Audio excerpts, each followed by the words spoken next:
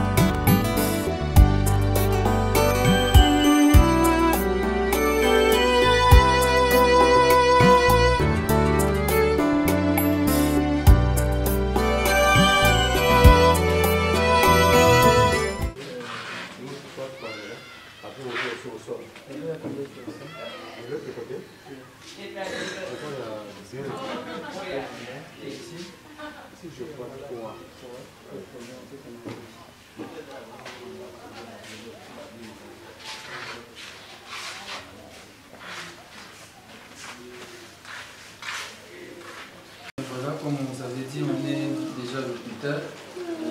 C'est quelle chambre ici? Ici, c'est l'hospitalisation du malade. Voilà, il y a 3 cas ici, il y a 3 malades ici. Donc nous allons faire quelque chose. Mais avant ça, je pense qu'on va prier. Ok. Donc les questions là, après, on va prier et puis on va démarrer. Père, merci. Merci François sur le Seigneur, et nous recommandons Seigneur, tant contre le Seigneur, Père, tu as été toi accompagné, nous sommes accompagnés de l'Esprit Seigneur. Pour nous, c'est ça pour la gloire de l'été de la musique de la mission. Et cela, ma belle de côté de catholique au nom de Jésus-Christ de Nazareth, au nom de l'Éternel. Amen. Amen. Merci. Bonjour, bonjour. Maman Boni. Nzambo Songa. Biso toza fondation. Fondation Radio nde tobaki toya efiske ata na geste moko ya moke tosola na bino mwa elo moke tomemela ye bino nde tobondeli boye nzambe nde apesaka lobiko yesu kristo biso toya fondation toye touti Kinshasa toye tozalaka mingi awa pa paster église eza na se alebi na quartier te aka pembeni tobi ye mutu azo-oriente biso lokoto tosolaki na mwa tosalaka mwa geste eya biloko eyaka biloko ekosunga biso kaka ntango suma kolia kama makasi toprocédé na remise kasi yango namoni mwana openda tolokona kuna papa na yo nokone toya tosola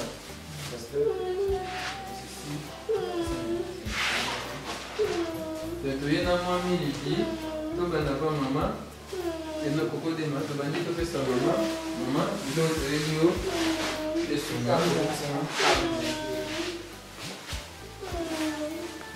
mama eza na compte ya fondation na biso toya bilenge tobi toya tosala mwa geste na hôpital ezala mwa malamu mingi nayebi te soki mama okoloba nini nakina wowa Ngatu jambo zone wo bawo. Ya fili kwa kunzama tonu kunzambi buka tusungi di bana beto udisi tusungi diaka beto ba mama kulupita. En fait, awa, tu as oui, un papier hygiénique, tu as un sukali, tu as un kati, tu as un manteca, nati, na et son maman. À part ça, merci maman. Tu n'as pas maman comme ça.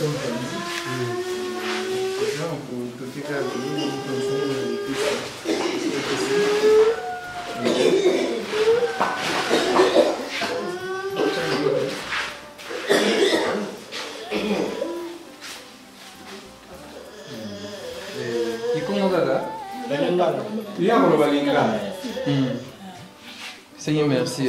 Merci. Yo Bellini. Kosu. Tamba sur ici là. Tamba sur ici. Elle n'a pas malade. Malade il y a la table sur nos qui.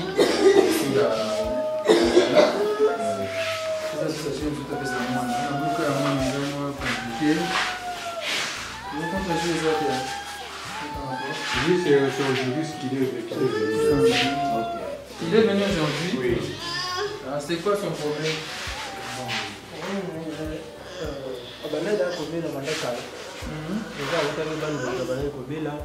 Ah, où tu vas bien? Ah, où tu vas bien?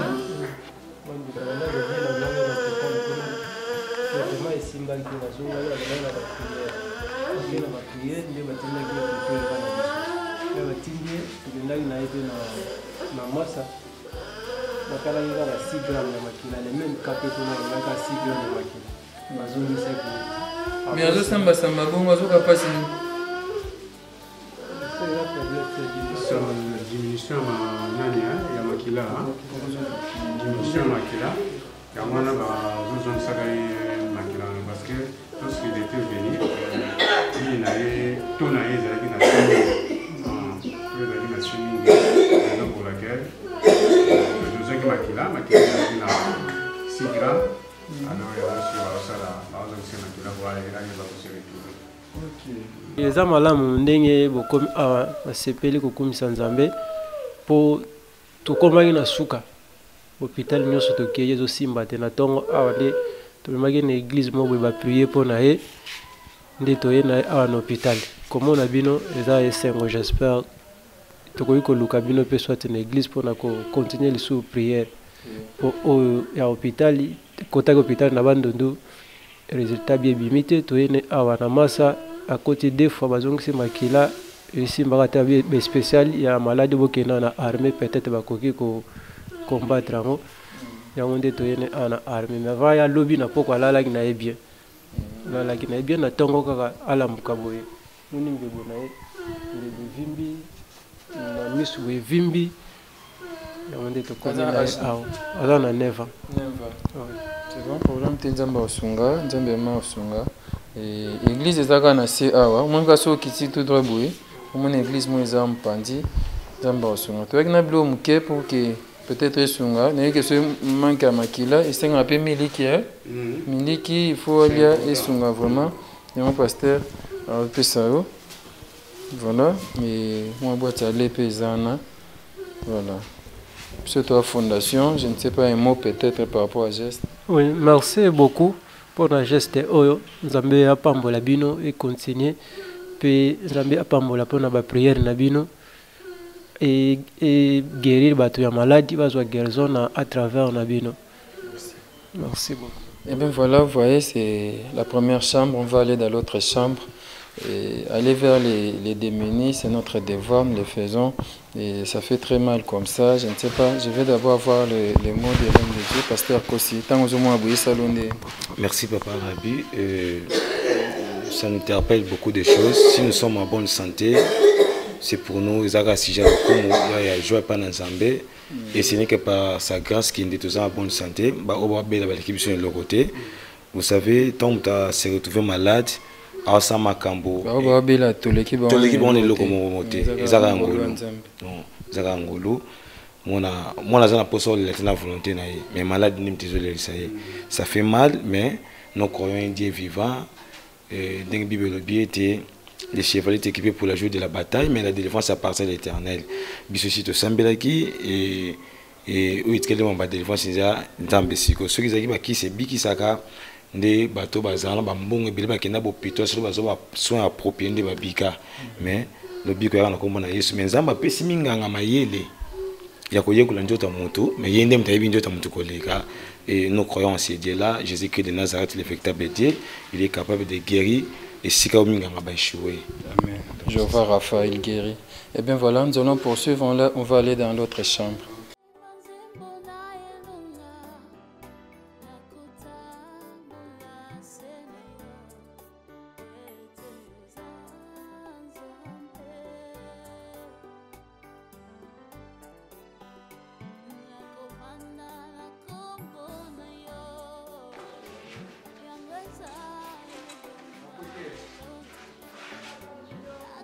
Parti. Donc ils sont restés gardés.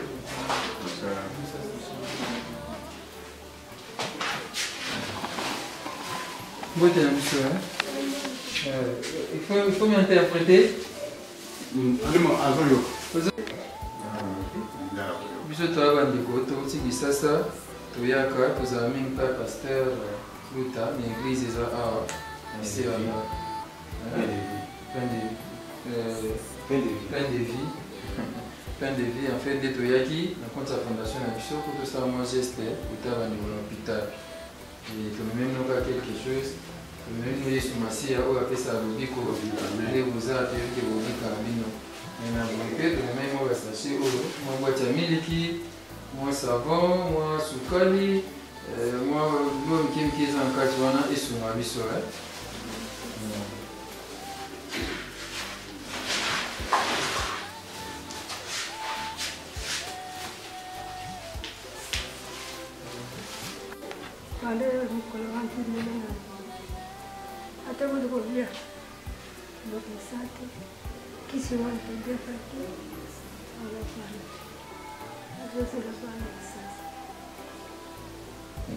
Nzamba sunga. Voilà, Coco de Namiliki, mon Souka les amis, savon, ti et sunga. Merci beaucoup. Voilà, je pense qu'on va poursuivre. Je ne sais pas, papa a déjà pasteur Luta, pasteur na so plein de vie. Et ça nous donne tant de côté à. Maman va la boyer. Ils ont passé dans le thème. Na bandeko bozobela toyebi ke solution monene ata ozomela kisi nayebi ke nzambe nde moto asungaka na nzela na kisi wana po moto azala bien. Donc yango wana ekimelo ya malamu eza Yesu Masiya, Yesu Kristo na Nazareth, yenda kosala po ete bino bolongwa na pasi oyo boza nango na kati na esika oyo na mayele oyo apesi na nzela na minganga. Donc yango wana Nzambe penza asunga bino toyebi ke tozosala losambo kolo na biso akotika bino te akosala parce que Bible elobi ke na mapipi na ye to na bapota na ye nde biso tobiki. Donc yango wana bandeko, merci beaucoup. Voilà, comme je vous avais dit, on est donc à Kasangulu, précisément au Congo central, pour la visite de la fondation Rabbi Mavinga. Et nous allons voir les malades et puis on va aller à l'orphelinat. Ça se passe comme ça. On est accompagné d'une grande équipe et comprenez, l'amour et la compassion, c'est notre devoir. On va poursuivre, on va aller où maintenant? Maintenant, nous allons partir en haut. Ah oui, monter vers l'escalier. Allez-y, comme vous êtes notre guide, vous allez nous guider alors. Voilà, on poursuit ce reportage Coco Dema. On est avec Énorme Kaleng, pasteur Luta, on est avec tous nos amis de la fondation Rabbi Mavinga. Seulement Igor qui n'est pas venu aujourd'hui, et pasteur Ringo Mambote, et Fiston Bassende, Arsène Modabi, et ils ne sont pas venus. On est quand même là, on poursuit ce reportage. Botika Malamu, hein?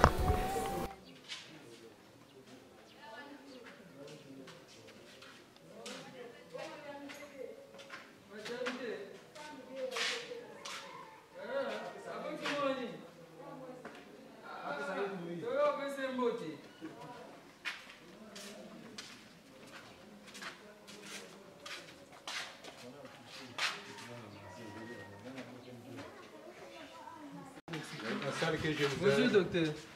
Je vous ai dit que c'est privé. Ah merci. Hey, Merci docteur. il n'y a pas de problème. Je vous accueille. Bonjour docteur. Fondation Rabbi Mapinga. C'est une association philanthropique pour aider les gens. Nous aidons les orphelins, les malades. Parce que je vois là, vous voulez photographier. Vous aidez les malades. Oui, nous aidons les malades, les démunis en fait, les orphelins, les veufs, les vieillards. Nous allons faire ces gens-là apporter leur Et depuis que vous êtes ici à Kassanou, ça fait combien d'années? Nous, on est à Kinshasa. C'est le pasteur qui est ici à Je suis aussi pasteur de l'armée du salut. Ah, non, je suis pasteur et médecin. Ah ouais. On vient à Kassanou, on fait juste vraiment une lorsqu'on arrive, c'est le pasteur qui nous oriente,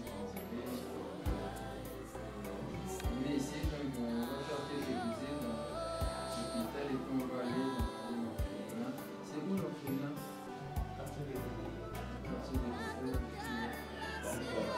Ici, chez nous, dans l'armée du salut, nous faisons pratiquement le même travail que vous. Nous aussi, à chaque fois que nous venons de l'église, nous prenons avec le peu de moyens pour nous évoluer. À part ça, il y a aussi certains malades qui n'ont pas de moyens que nous prenons en charge. Vous allez remarquer, lorsque vous irez au fond là-bas, nous avons des chambres où nous logeons de malades qui ne paient pas. L'armée du salut le prend en charge. Donc, surtout des maladies chroniques, la tuberculose, les cas de VIH, les cas de diabète. Nous avons des malades chroniques ici et nous leur prenons en charge. Donc, nous pensons que ça ne sera pas vos dernières visites. Si l'Éternel continue à vous soutenir, à vous aider financièrement, pensez à eux. Vous savez, la main qui donne, c'est celle qui reçoit.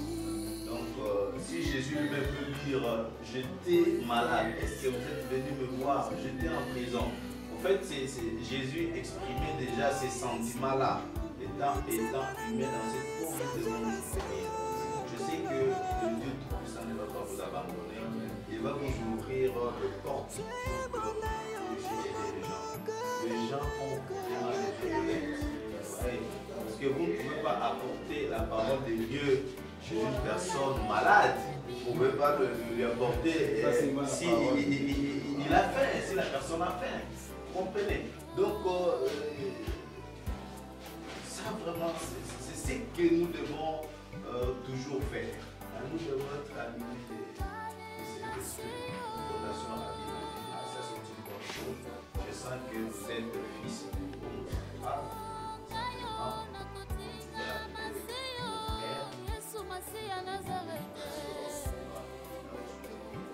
Ben, j'aimerais prier pour vous avant que vous puissiez. Je pense que Papa Sonné, vous allez le aider à voir aussi le cas de On a déjà commencé. Ah, vous avez déjà commencé? Oui. Ok, on va prier. Éternel notre Dieu, tu es le maître des temps et des circonstances. Merci Seigneur parce que tu as prévu en ces jours la visite de nos frères Rabbi Mapinga. Seigneur, ce geste d'amour ne prouve pas qu'ils en ont beaucoup, mais ils ont ces soucis-là d'aider. Seigneur, que les écluses des cieux leur soient ouvertes.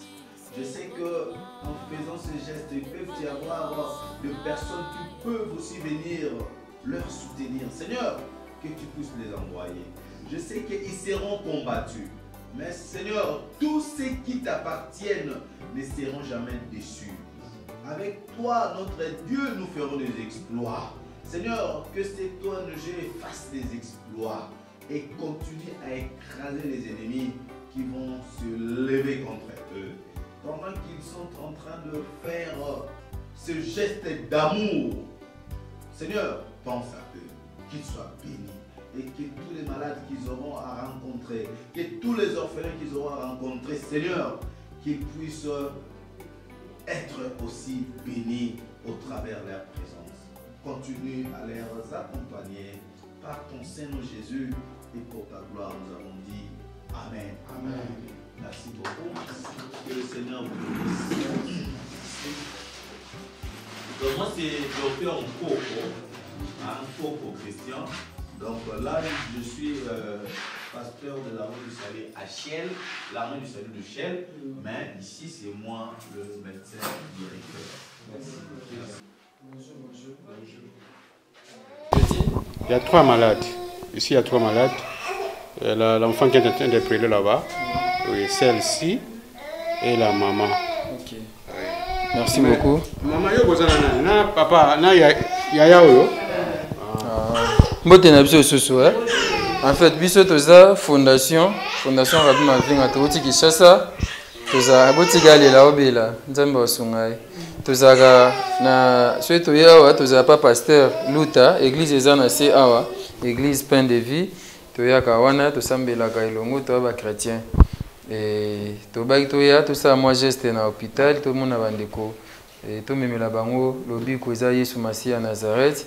Mais moi mukepe elo to koy koya na mpe toyaki ata na moi boîte ya miliki, moi savon pour isunga bandeko baza awa. Et to kanisa ibongo. Mais peut-être to banda wapi mama mtobela nani tobela bébé? Bébé to mama nae. Mwana yo? Mwana nga. Komone nani? Communique recibe. Recibe ya belini. Malaria.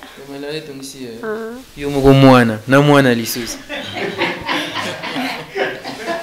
Voilà, on est au Congo central. Koko nao? Koko nangai. Il va saluer bien comme Koko avant. Moi était na Koko avant l'âge. Na sepela ki makanya mais la sepela ki te metina tuka na sepela kaka. Koko faut sepela kaka. Neti moko ba si so auto bota masiko, so to uja to geta là.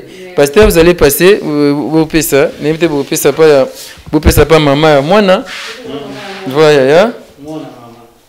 Ils sont ça chez nous ça. Pour boîte à miliki. Voilà. Koko c'est. Zana moi non luba. Merci na fondation Lisalis. Fondation Rabbi na Bosani. Non mwana. Tika Koko ne luba nai. Ma Koko boni. Na sepel mingi na fondation Rabbi na likambo sali en tout cas merci vraiment na remercier Nzambe. Nzamba pamola bino musale ki liboso. Merci ma Koko.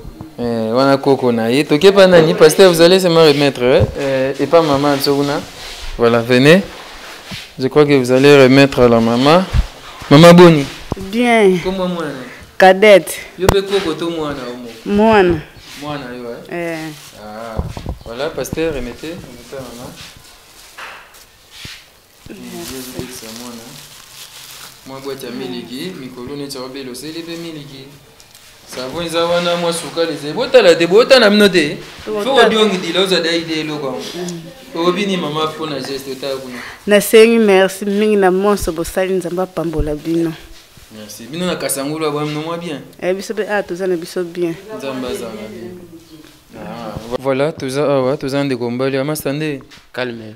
Ayos en forme de jogo belly. Mystique, maladie singa boy. Seconde. Siko moi bien. Pas bien.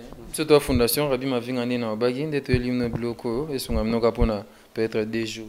Merci. Moi sukali, moi savon, moi papier hygiénique ezana, ba sucre, ba ti, manteca. Merci. Merci la fondation Rabbi. Merci. Merci Marach. Merci beaucoup Diogo. Voilà, on va sortir et maman Baksa. On va sortir. On va sortir tokende to moi bande comme susu. Mais peut ezande ko moi si moi ba bengi biso aboti siko kaka. Nde biso to kota na se wana tozo kende. Siko Yesu tango abotamaki mpaka bamemi mpaka malasi bamemi bakado mpona mwana soki mwana botami toza na shwa te il faut tokende kaka. Merci Koko Dema.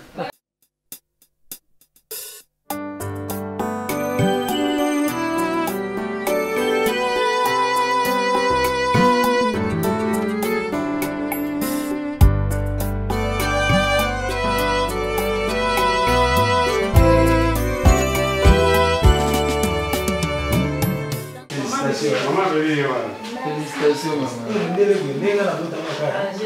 Suki ebele boye.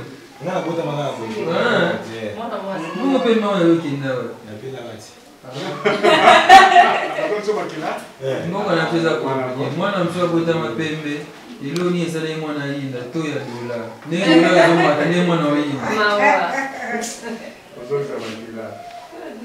Abotami elle. Abotami na 11h20 minutes. Galate.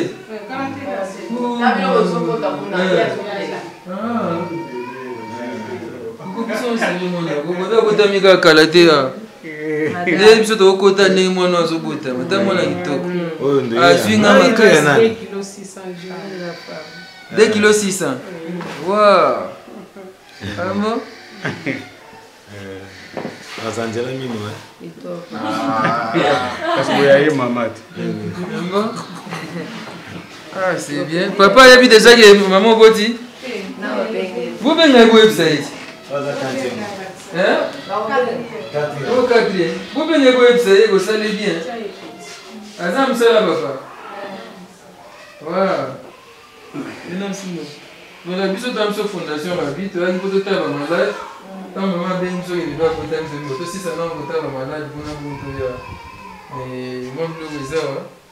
Je vais mettre le cap et songa. Baba c'est bien maman boti à la main du bien. C'est ça. Une des autres. Tout ça doit venir de ça maman. N'est autre photo ça n'a pas si un peu comme bébé. Comment t'as boti? Midi au milieu songa. Ti pesa awa moi savon ezali. C'est maman là. Ah tu bota. Comment on a maman? Comment la maman Georgie? Oh moi na mi balé. Moi la quatrième. La quatrième. Na sengani Swahili sengani Kinga. Unasema Swahili? Oui. Unasema ya wapi? Goma. Ya Goma. Unafurahi? Tusumuria sema unashipa kitu. Sema basi. En fait, moi si Greza, moi ti, et pour moi, moi blom kem keza en kati wana. So fait moi ezali au continent na mutazo lo ta bilamba bébé. Au sommet de bilamba. Et ça déjà. Mais to ko trelo ke. To ko pe so ka ta bilamba ndambo ya bébé, ata biberon. Et ce moi ils allaient au yeto qui est en place petit bloc donc il était orphelin donc il était orphelin moi blom monsieur en père bébé to ko lo ata mon qui est sur hein bébé nani Bobby là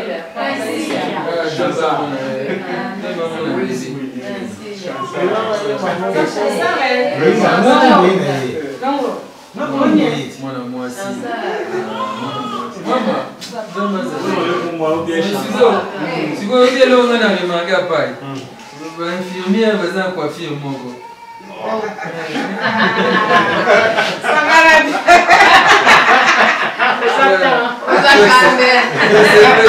merci beaucoup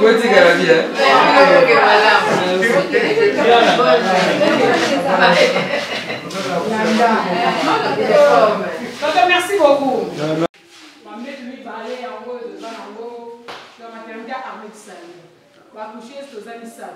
Maman Maï, maman Marie, na Hermine.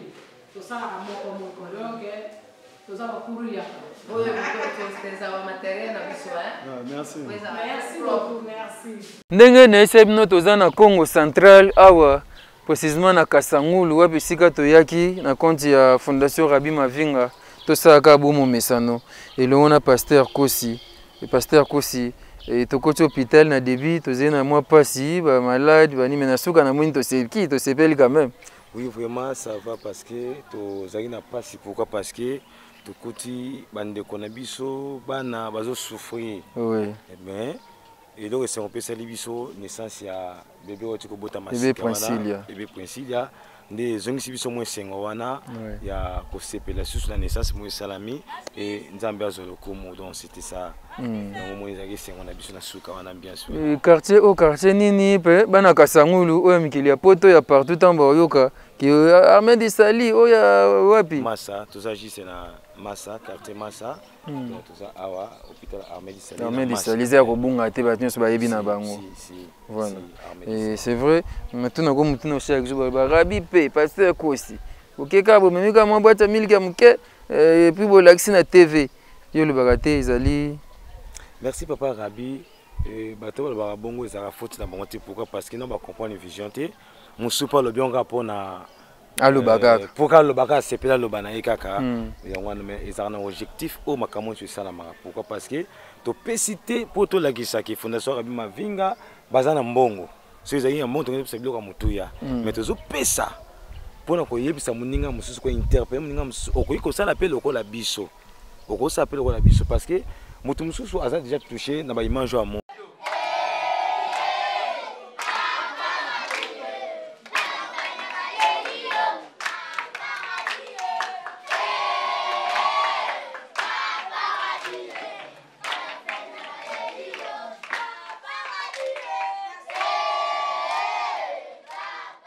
bandeko balandi ya Kilongo TV mbote na biso mbote mingi nazala na esenga okutana na bino à travers émission na biso Kilongo TV mingi à travers émission oyo tobengaka télé surprise émission tokendaka epai baye baza na difficulté epai baye bazangi tokendaka na baorphelinat tokendaka na bahôpitaux kosunga badémini tokendaka na bahomme de vieillard komona bavieillard to mpe koluka kosunga baveuve ndenge makomi elobi soki ozali na possibilité ya kosunga mutu moko kopima ye yango te totangi na Jacques chapitre 1er 27 Bible elobi na biso la religion pure sans tache devant Dieu consiste à visiter les orphelins et les veuves dans leurs afflictions et orphelin oyo atendre loboko orphelin oyo aza na pinzoli na miso orphelin oyo azoluka lisungi na yo soki makoki ezali pesa ye yango lelo toza awa bomoni pembeni na ngai quelques fournitures scolaires na mimi yango mpona hôtel samine échantillon toza na bakaye toza na bacrayon toza na bastylo toza na basac to mpe babag school toza na bauniforme quelques échantillons yango totie awa mpona hôtel samino mosala wapi oyo fondation Rabi Mavinga tozali kosala rentrée scolaire kala te tokokoka kosunga baorphelinat nyonso te ya Kinshasa kasi ndambu oyo tokoki kosala na lisongi na bino oyo bosutena Rabi Mavinga bino oyo boencourageaka biso bino oyo bomotivaka biso pour que tosala bageste ya boye amour et compassion tolobaka na devise na biso amour et compassion toza na bolingo esengi tozala mpe na compassion tosunga baye baza na mpasi baye bazangi nde tosepelaka mingi ntango bobengaka biso ntango boencourageaka biso oyo nyonso yebiki atindelaka Rabi quelque chose Rabi zwa ata oyo Rabi osaka msano malamu zwa ata 50 €, 100 €, 200 ça dépend oyo nyonso atindaka Rabi kende komona baorphelin kende komona baveuve tosalaka yango lelo toye koremercier bino mpona confiance oyo bopesa biso fondation Rabi Mavinga bopesa biso équipe mobimba ya Kilongo TV na confiance oyo bopesa biso mpe toza reconnaissant na yango nde tozotonda bino soki orphelin moko atangi lobi akomi moto c'est une façon pour nous de contribuer na éducation ya bana avenir ya mboka na biso eza na bana soki bana lelo batangi te lobi bakokoma babrigand lobi bakokoma bafaser lobi bakokoma bakobanda konuire lisusu société de préférence tosunga bango ntango oyo yango yo moto ozotala ngai yo motu oyo osaka bageste ya malamu to opansaka mpe kosoutenir baorphelin peu importe bato oza na confiance na bango benga contacte bango sala bageste wana biso tokosoutenir yo ekozala malamu mingi mwana oyo atangi te akoapporter nini na société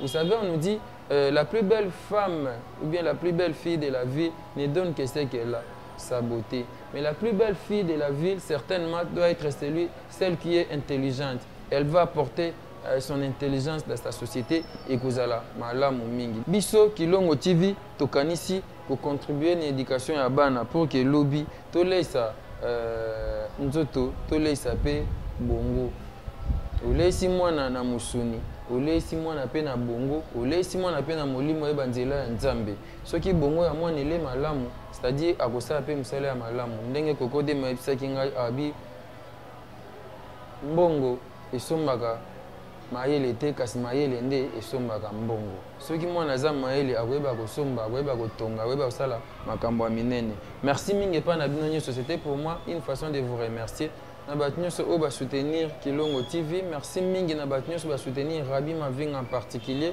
Merci mingi na bato nyonso basoutenir Fondation Rabi Mavinga. Quant à moi, je vais dire merci na ba collaborateurs nanga nyonso. Je dis merci à Coco Dema, Oaza Simabilili, notre réalisateur, notre chargé de Makambo Ebele. Je dis merci Pasteur Kossi. Pasteur Kossi, Oyo Tozakana, chaque jour, collaborateur Nanga IP. Merci Mingi na Pasteur Herbie. Merci Mingi et pas Pasteur Ringo Mambote. Merci et pas Pasteur Jean-Paul Mata, l'homme de la foi. Merci et pas Rigen. Merci et pas Igor Silou. Bandeko Tozakana Bango. Merci Mingi et pas énorme Kaleng, merci pas Nayo, merci pas Maître Roli Kouchi, merci Maître Mouké, merci Angèle Kinkela, merci Papa Kosi Mazebo pour notre soutien Nayo, merci Mingi et pas Bernadette, merci Fondé Kabea, merci Bandego Nyonso Oya Poto Bosutenanga, vraiment merci pas Nabino Nyonso, Fiston Bastien de FB International, Papa Duval Kasongo, Papa Nangai Dominique Kiele, Mona Musakata, merci Mingi Panayo, Mamé Méline Zemba, merci et pas Bino Nyonso vraiment na soutien à Bino Fondation Rabi Mavinga Yango, Malé Mbetozo Kende, Malé Mbeto Sala Action, Oyo la concrète, Oyo Malam Mingi, Oyo Nyonso Alina contacté, so ba numéro est affiché et tout soutenir l'orphelin, tout soutenir Amour et compassion. Merci Fondation Rabi Mavinga.